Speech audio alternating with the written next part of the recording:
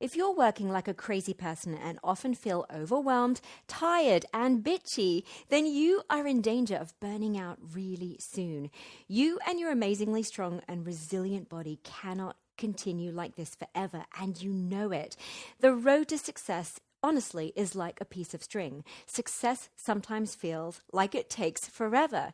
But if you realize you are your most important business building asset, would you treat yourself this way? Would you burn the candle at both ends, undersleep, overwork, and keep driving yourself into the ground? Listen, I know one thing for sure. Thriving people build thriving empires. So let's create your entrepreneur body so that you can stay in the game until you get the profit and impact results that you're looking for. You are listening to the Thriving Empire podcast, a show designed exclusively to help you avoid working 24/7, to help you eliminate overwhelm, and help you live your ultimate life while you figure out how to make money from your ideas. This show should be your number one resource for no-brainer strategies, tactics, and tips for launching your ideas with more ease, vision, and freedom so that you can change the world drama-free. I'm your host, Stephanie Holland, strategist, traveler, and coconut macaroon addict. Welcome to Season 2, Kickstart Your Mini Empire so that you can create the life you really want. So let's get started. Hello from London. Oh my gosh, it is so good to be home. I am in this gorgeous, light-filled house in my hometown, Wimbledon, enjoying long walks in the woods and a really interesting English summer, which is currently undecided, meaning mostly raining in August. Come on, England. Where's the sun? You know, I got such a culture shock as I jumped on the train from Gatwick Airport and was welcomed by pure silence, which was weird. Not a single person said hello to each other or even a single word, which was really strange. There was no eye contact, nothing, no good morning, no hello, how are you? Honestly, now I'm becoming so accustomed to the friendliness of Mexican and most recently Guatemalan culture where people simply acknowledge each other.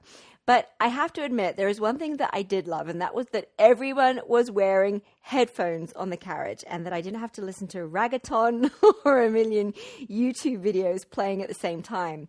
So I do want to point out that when thinking about the vision of your life, you really can choose and define the qualities of the culture you want to live in as well. Now, I always wanted a sense of community where people know and support each other and where people say hello and good morning and good evening and buen provecho, which is basically the equivalent of bon appetit in Spanish, where they say all these things to complete strangers. So culture is also so important and definitely also a part of life that you can define and decide on. Very cool, huh? So this episode, the Entrepreneur Body episode, actually kicks off the second part of Season 2 that I call Personal Sovereignty, which is all about taking extraordinary care of your physical body.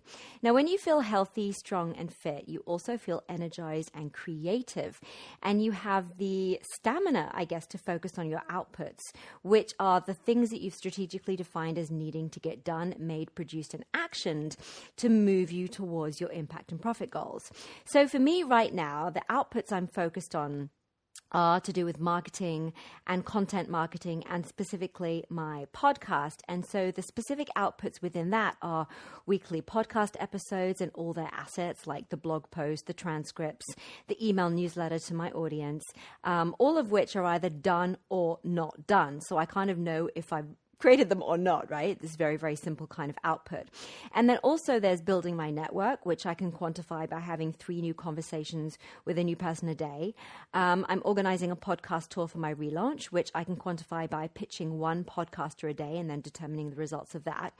And so creating these outputs generates results for me. Sometimes they're favorable, sometimes they're not, but either way they generate results. And I do this on autopilot because I know I've defined the outputs I want to create. I've defined the processes that I need to create them with, and I've defined the systems that I use to create them. So yes, I have process and systems in place to help me, but I also have the stamina to focus on these outputs daily and weekly because I feel bloody amazing. And yet, okay, this is the biggest problem I see with my clients is that they come to me or they arrive at my doorstep, my business doorstep, feeling overwhelmed and burnt out. They're very busy, but they're not producing much by way of actual measurable outputs. Remember, output is either done or not done. There's no in between. And therefore they get disappointing results. So no wonder they feel they need help with their business because, the results might be no results at all. But the cause is usually that they are misusing and sometimes abusing their most important business asset, which is their beautiful self. So I love the word sovereign, and I talk about personal sovereignty a lot because it really captures the idea that within us we have the supreme power. We are within ourselves supreme beings. We have the supreme power to create, make, and have anything we can imagine. And it also implies the idea that we're effective and efficient and capable. And while we're on the subject, I probably haven't explained really why I've called this season 2, Kickstart Your Mini Empire. Specifically the word empire, so I better explain that now. So I use empire as a metaphor for modern business because in our beautiful ultra-connected world, we have the potential to reach hundreds of thousands, if not millions of people with our offers. And that comes with not only wealth and reward potentially, but also as we're building and growing, we have this huge responsibility to the people we connect with, some of whom become our tribe. And I think of them as really our empire. So our empire is our audience, our clients, our customers, and the planet. So it's really important for us to be good and to create good products and services and to leave the world a little different than we found it in a really good, different way. And of course, the first part of that is being good to ourselves. And that really is the foundation for creating a good business that makes a good difference. And, I even have clients doing good things who are themselves working 24/7, second-guessing themselves, undersleeping, over-self-criticizing, overworking, and some of them in the health and wellness industries, which is really ironic, right? But having said that, it is so easy to put yourself last when you're trying to save the world. But that's a really ineffective business strategy. I know you probably agree with me on that one, because taking extraordinary care of yourself is a strategic imperative. So we're going to kick off this part of the season with your entrepreneur body. What on earth is that? Listen. Business strategies, tactics, and blueprints will only get you so far. In fact, I really believe it's the 10%. So what's the 90% of business? The 90% of business is your mindset and lifestyle. It's how you think, it's how you live, it's how you treat yourself every single day. And here's why. Business is just a series of hypotheses and experiments. It's punctuated by feedback and results. And it's just really, in that sense, maths and mechanics. And it really can take time and also a huge dose of curiosity, commitment, and discipline to create incredible products and services that are no-brainers for your audience, because you've got to get to know your audience really well, and that takes a little bit of time. It takes time to know exactly what makes your tribe tick and what truly matters to them. It takes time to develop the most effective traffic-generating strategies that generate a stampede to your offers. It takes time to ensure that each stage of your funnel converts. It takes time to craft offers that blow your audience's mind and to learn how to confidently sell them.